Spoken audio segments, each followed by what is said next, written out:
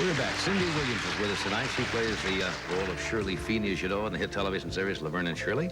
And this spring, she's going to be appearing here in Los Angeles in the stage play, Merton of the Movies. Would you welcome Cindy Williams? They made her work through her pregnancy. They broke their promises. They turned her best friend against her. At 75, Cindy Williams breaks her silence about the real reason she walked away from TV's #1 show. The truth is darker than anyone guessed. A $20 million legal battle, a near-death medical nightmare, and a 15-year feud with Penny Marshall that Hollywood tried to hide.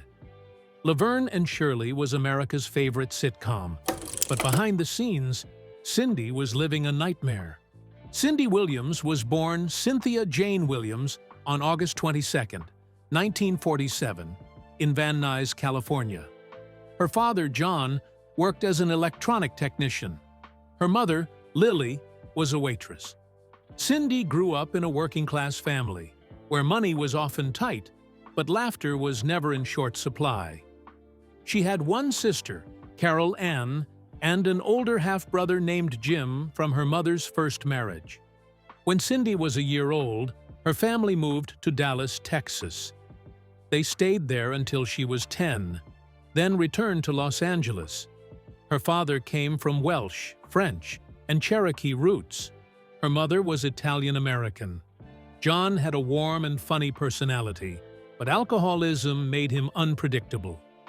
At one point, things got so difficult that Cindy and her mother moved to Texas to live with her grandmother. A year later, they reconciled with her father and came back home. Even as a child, Cindy loved performing. She would copy commercials and act out little plays at home. She imagined being discovered by Debbie Reynolds, one of her biggest idols. Her father also had a talent for entertaining. He would do comic impressions of Jackie Gleason and Milton Berle, which made Cindy love comedy even more. As she grew older, that love turned into something more serious. She started acting in church productions and school plays. At Birmingham High School in Los Angeles, she built a reputation for her talent. She wasn't the only one with big dreams. Sally Field was one of her classmates. So was future philanthropist Michael Milken. Cindy graduated in 1965, ready to take the next step. She enrolled at Los Angeles City College, majoring in theater arts. The program was known for being tough. Out of 236 students, only 12 usually made it through. Cindy worked hard to be one of them. She juggled her studies with jobs at IHOP, banks, law firms, and even Whiskey A Go-Go. Her time at LACC made her realize something important. She loved theater, but she wasn't meant to teach it. She imagined herself interrupting students to show them how to perform a scene. That was when she knew. She didn't belong in a classroom.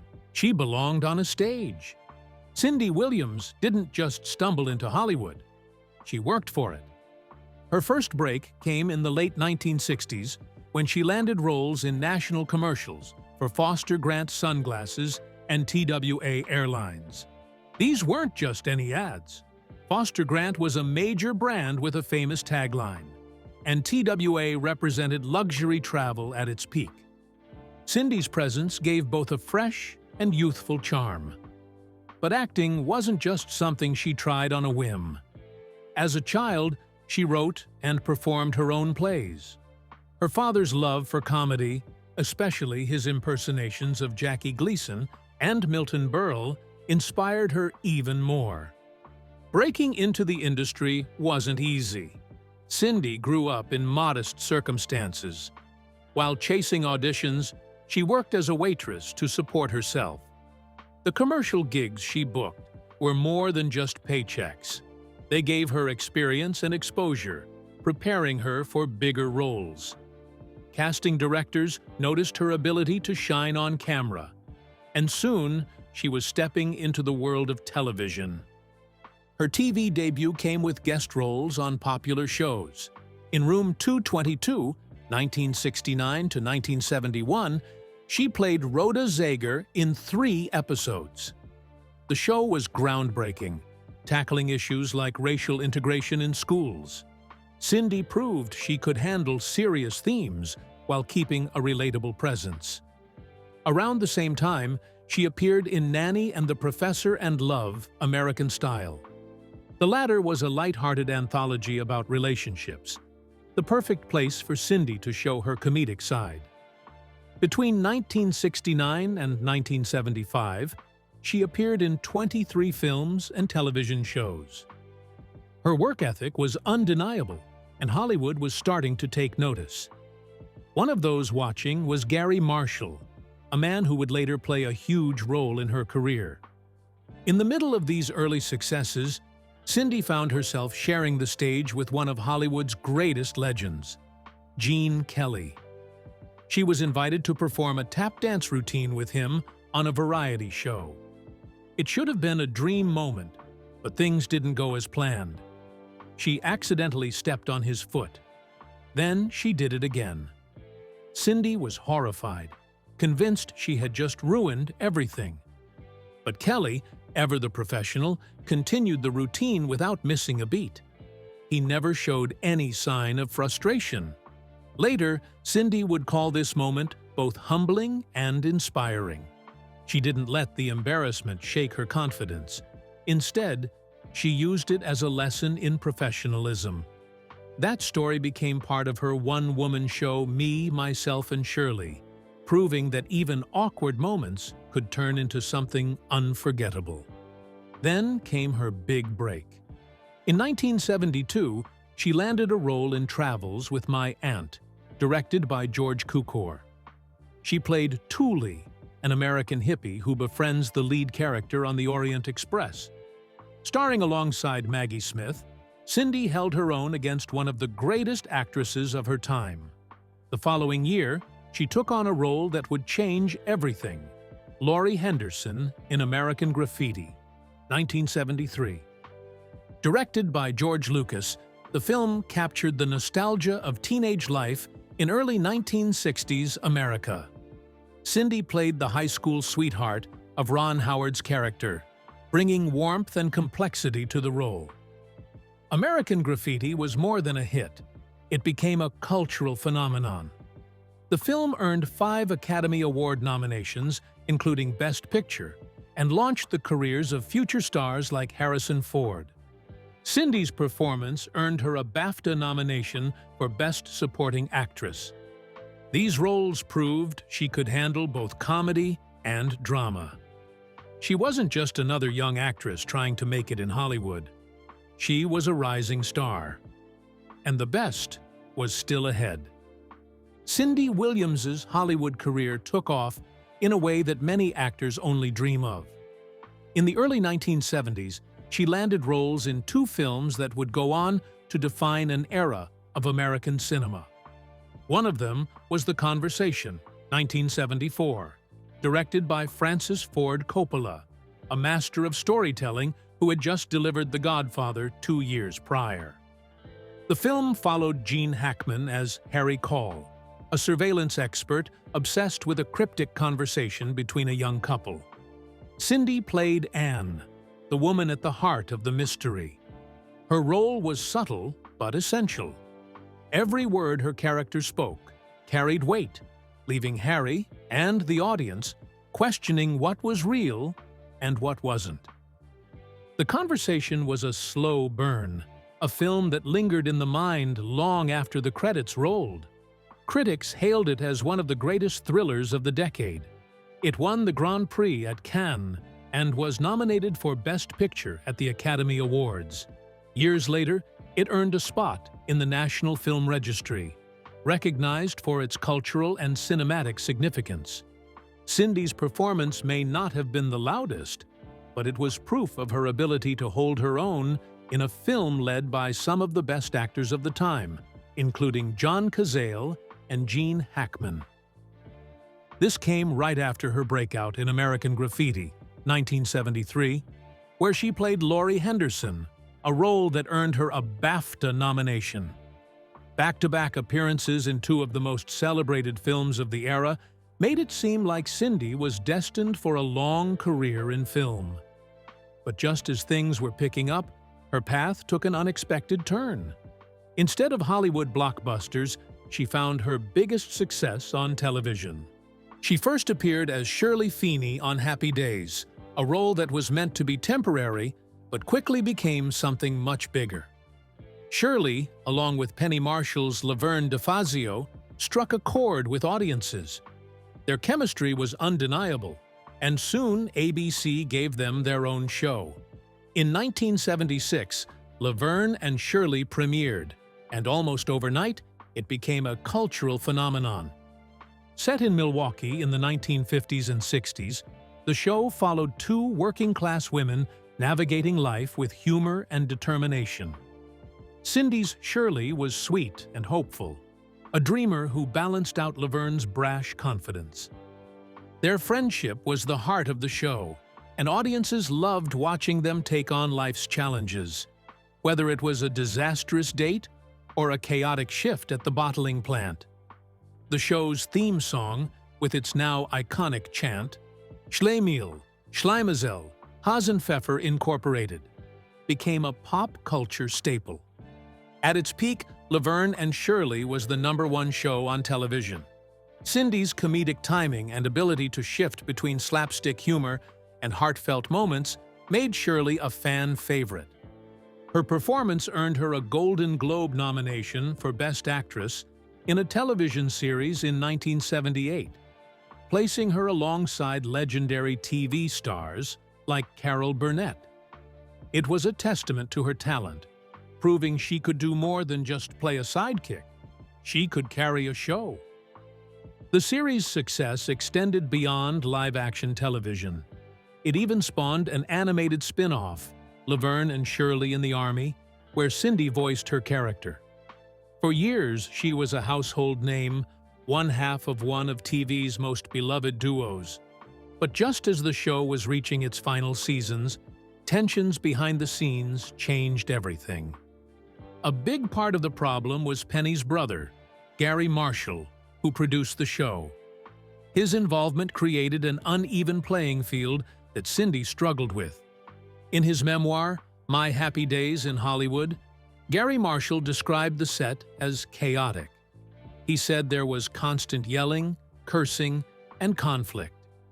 Cindy reportedly believed Penny got special treatment because of her family connection. Penny, on the other hand, didn't like Cindy's husband, musician Bill Hudson, and thought he was too demanding. As the show became more successful, the problems got worse. Both actresses wanted more control over their roles, and they often clashed with the writers. The tension wasn't just between Cindy and Penny. It spread to the entire production team. Cindy stuck with the show for over 150 episodes, but by the 8th season, things had reached a breaking point. Everything escalated in March 1982, when Cindy announced she was pregnant. At first, Paramount assured her that they would write her pregnancy into the storyline. They told her she could work until mid-October without any issues. But as the months passed, those promises fell apart. The studio pushed her to sign a contract that required her to work until her due date. Cindy refused. She saw it as unfair and unrealistic. Penny tried to convince her to stay, even suggesting that Cindy could rest while she took on more of the physical comedy. But the situation had already gone too far. Cindy decided to leave. Her departure was sudden. Cast members were shocked, and fans had no idea what had happened. Years later, Cindy admitted that trying to hide her pregnancy bump during filming had been stressful. She was also frustrated that producers still expected her to do physical scenes despite her condition. She felt like she had no choice but to walk away. Cindy Williams's departure from Laverne and Shirley was not handled well on screen. Her final episode aired on October 12, 1982. In it, Shirley Feeney appeared alongside Laverne DeFazio in a lighthearted storyline about hypnosis. But by the very next episode, she was gone. The only explanation was a brief note saying her husband had been transferred overseas. Fans were left confused. There was no farewell scene, no emotional goodbye. Just an abrupt exit that felt out of place for a character who had been a core part of the show for years. But she wasn't done fighting. In August 1982, she filed a $20 million lawsuit against Paramount and Gary Marshall. She claimed the studio had gone back on their word. They had promised her $75,000 per episode for 22 episodes, plus $37,500 for reruns. But when she became pregnant, those agreements started falling apart. The lawsuit also accused Gary of encouraging Paramount to push her out of the show. The legal battle highlighted a bigger issue in Hollywood: how pregnant actresses were treated. Cindy's case brought attention to the struggles of working mothers in the industry. Over time, it led to better conditions for women on set. Studios began providing nurseries, and discussions about fair treatment became more common. The lawsuit was eventually settled out of court for an undisclosed amount, but the damage was already done. After Cindy Williams left Laverne and Shirley in 1982, she didn't step away from acting. She moved into made-for-TV dramas and comedies, proving she could take on a variety of roles. One of her first major projects was Euphoria, a sci-fi comedy where she starred alongside Fred Ward and Harry Dean Stanton. The movie was finished in 1981, but didn't get released until 1985. Independent films often struggled with funding and distribution, so delays like this were common. When it finally came out, it became another example of Williams's willingness to take on unique and unexpected projects. Television remained a big part of her career. In 1990, she starred in Normal Life, a sitcom about a family dealing with everyday chaos. It didn't last long, but it kept her in the public eye. A few years later, she worked again with producers from Laverne and Shirley on Getting By, a sitcom that aired from 1993 to 1994. She played Kathy Hale, a single mother who shared a home with another single mom in suburban Illinois. The show only ran for 2 seasons, but it gave her a chance to play a relatable, down-to-earth character. She also made guest appearances on popular shows like 8 Simple Rules, Touched by an Angel, and Lois and Clark: The New Adventures of Superman. Her ability to switch between comedy and drama kept her working throughout the 90s. But television wasn't her only focus. She also performed on stage in national tours of Grease and Moon Over Buffalo. Taking on live theater was a different challenge, but it showed how committed she was to her craft. Behind the scenes, she took on an unexpected role as a producer. She co-produced Father of the Bride in 1991 and its sequel, Father of the Bride Part 2, in 1995. Both films, starring Steve Martin and Diane Keaton, were major hits. The first movie made $89 million at the U.S. box office. The second made $76 million. Williams didn't just help produce these films, she played a key role in bringing them to life. Nancy Meyers, who co-wrote and produced both movies, later said that Williams was the one who suggested remaking the 1950 Spencer Tracy classic. That one idea helped shape Meyers' career and proved that Williams had a sharp eye for storytelling. She never lost touch with the fans who loved her as Shirley Feeney. She had a recurring role on For Your Love from 1998 to 2002, appearing as Ronnie in 4 episodes. It introduced her to a younger audience while still giving longtime fans a familiar face to enjoy. Reunion specials also kept her connected to her past. In 1995, she joined Penny Marshall and the rest of the cast for the Laverne and Shirley reunion. In 2002, she and Marshall teamed up again for Laverne and Shirley. Together again, where they shared behind-the-scenes stories and even performed skits based on their classic characters. Even in the 2000s, she kept acting. In 2013, she appeared on Sam and Cat alongside Penny Marshall, a fun tribute to their history together.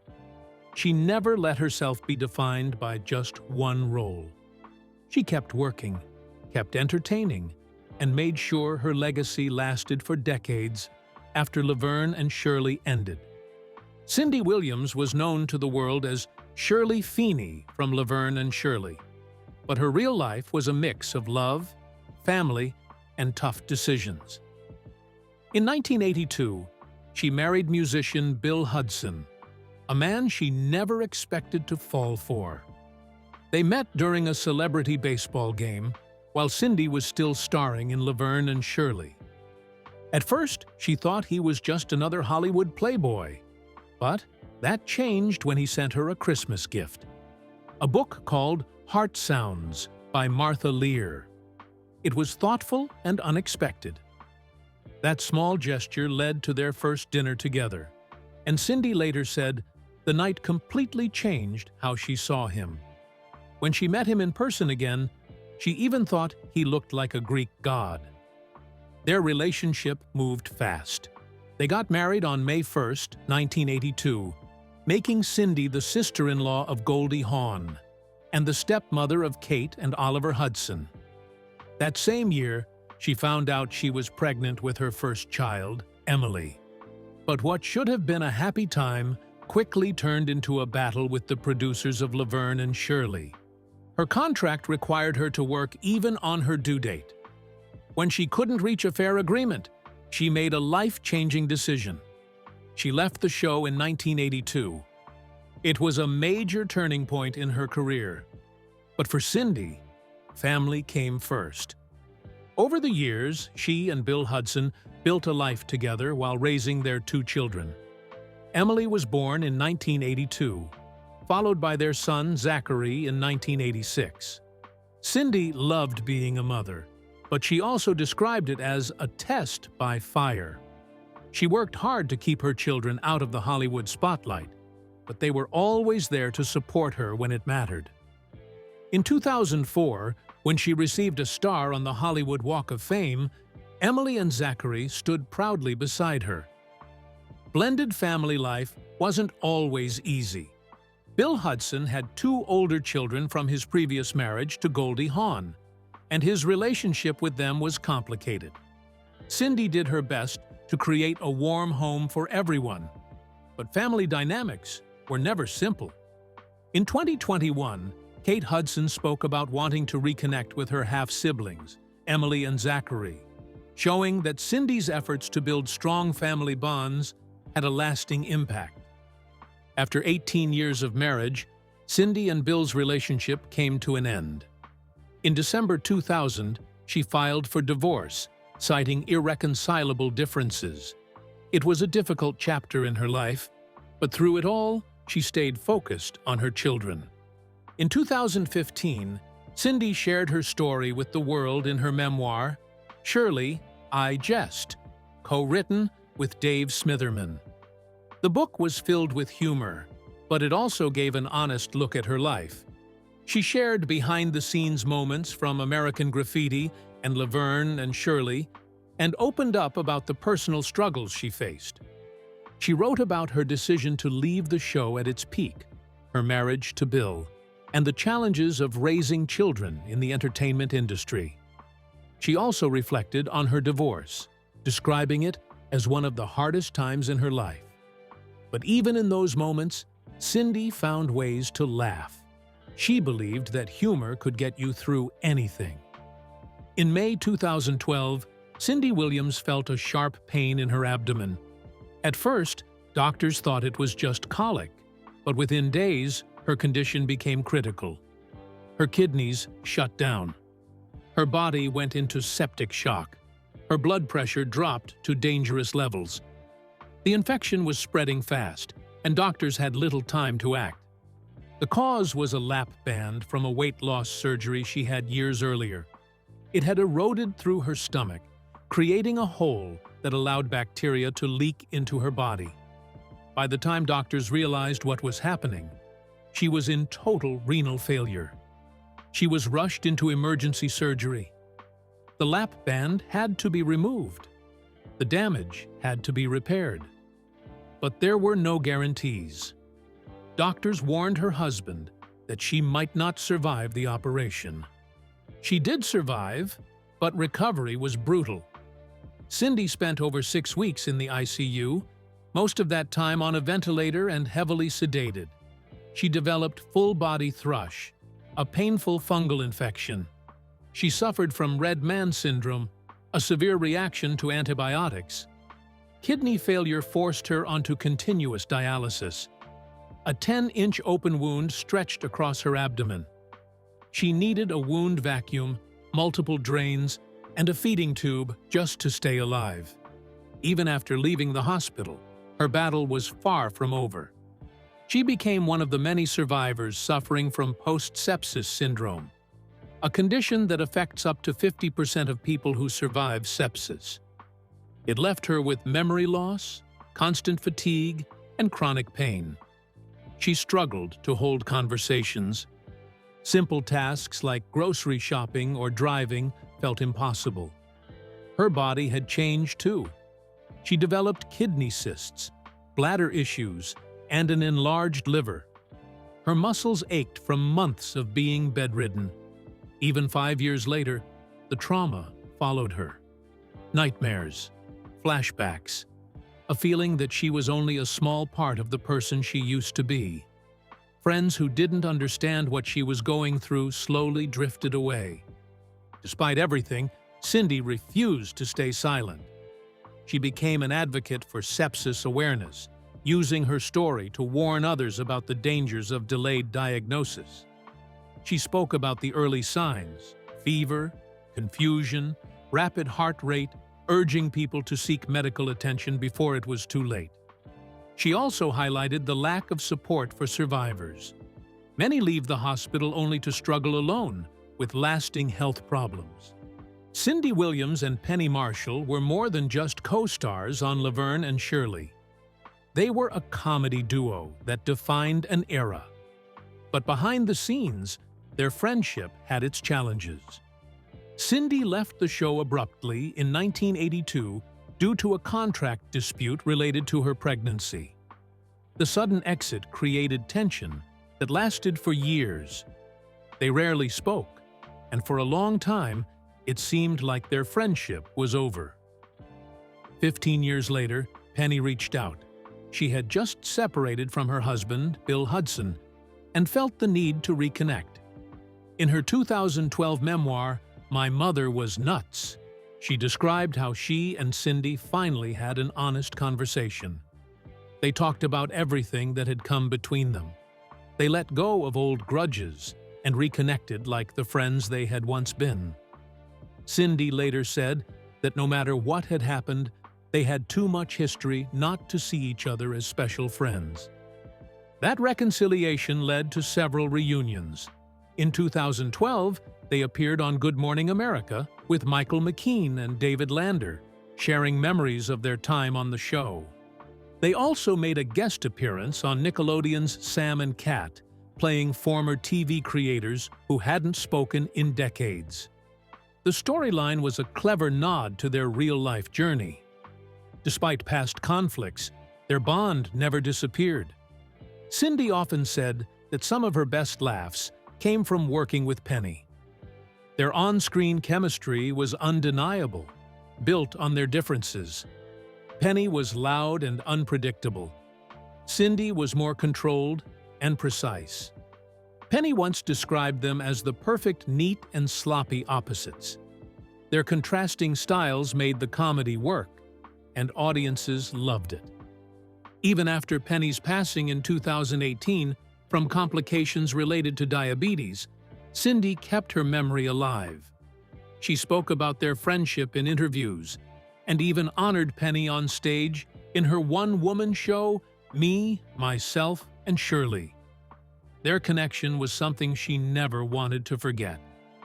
Cindy herself passed away on January 25, 2023, at the age of 75 after a brief illness. The news hit fans hard. Tributes poured in from Hollywood. Michael McKean shared memories of her kindness and humor. Rosario Dawson and Jason Alexander praised her work and legacy. Cindy's children, Zach and Emily Hudson, described her as having a brilliant sense of humor that went beyond acting. She loved making people laugh, whether on screen or in everyday life. Beyond Hollywood, Cindy had a deep love for animals. She spent her life rescuing them and supporting animal charities. Her children spoke about how proud they were, not just of her career, but of the kindness she showed to the world. Cindy always believed in spreading joy, and she left behind a legacy of laughter and love.